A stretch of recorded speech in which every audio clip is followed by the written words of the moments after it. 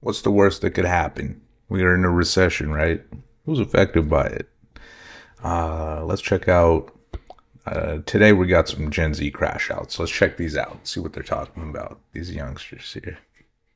Shit, I get we're in a recession, but why is life so fucking expensive? Guys had to pay the IRS fucking like $600 for my taxes. Mind you, I get taxes taken out of my paycheck every single week. Still owed them fucking money. Awesome. I'll give you that money. Sure, okay, I get it. I have to be a US fucking citizen. Of course, then a week later, I wake up and my phone screen doesn't work. Hop my ass over to Apple. Oh, $300 to get... Yo, dude, this is a rant. I love it. $600. Why do they always want $600? It's not like $559, $629. It's $600. The fucking phone fixed.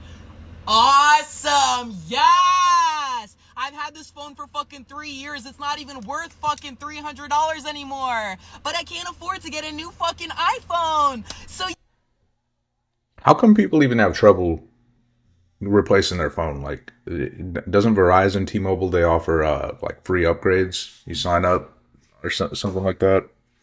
Add like $10 to your phone bill.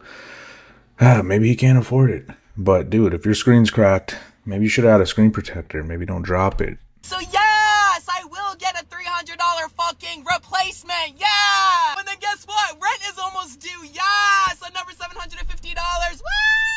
Oh, and guess what? My shampoo and conditioner and face wash also completely fucking ran out at the same time. Woo! We need to... That just sounds like some poor planning. Shampoo and conditioner. Look, dude, go to Costco, spend $10, get yourself, or 12 or whatever, on some Head and Shoulders. It'll last you like 3 months. We need to revert back. We need to go back. Like, this is not it. This is not what life is supposed to be like. I can't do it. Shit.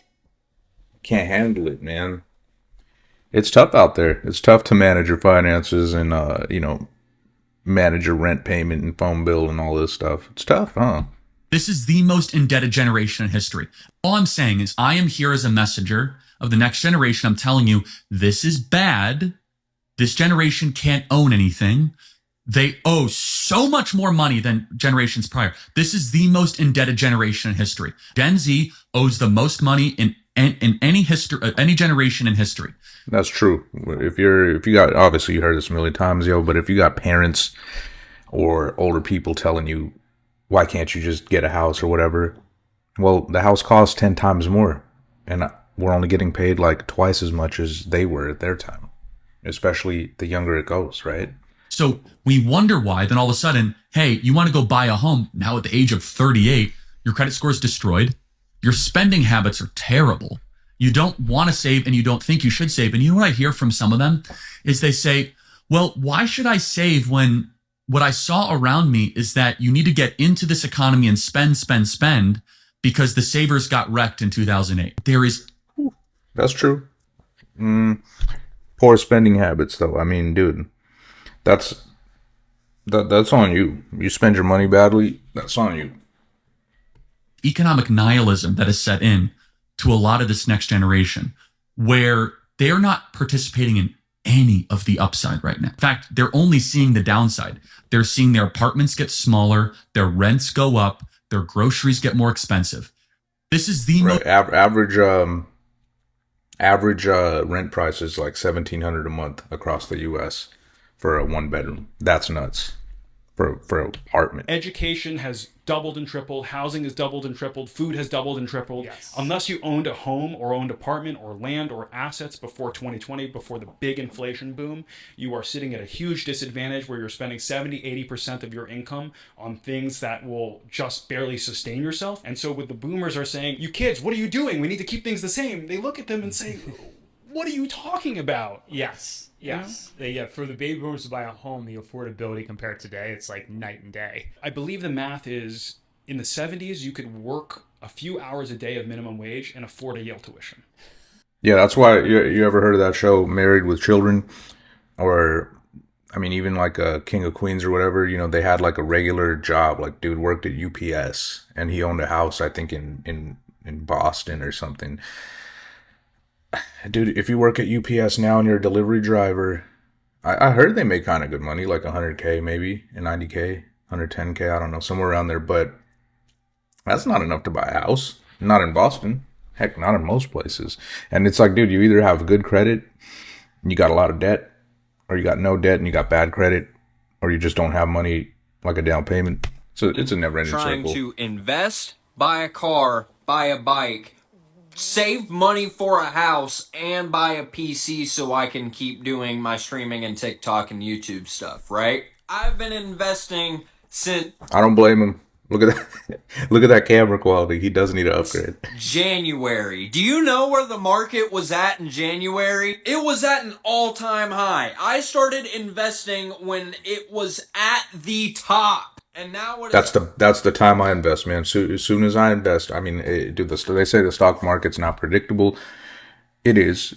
When I invest, the price will go down straight up every time. crashing down and I'm losing all my fucking money. I make $600 a week. 10% of $600 is $60. If I did it correctly, I'd only be able to invest $60 in the market a week. That is nothing. While I lose fucking money the entire time, still have to pay for bills and save up for all this stuff I'm trying to get so I can continue to make money.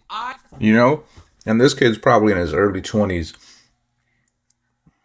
It's like it's so hard, right? Like if you're young and you were to invest, you know, a decent amount of money, more than 60 a week, when you're that young, in 10, 20 years, that will compound generally, and you're gonna have a ton of money.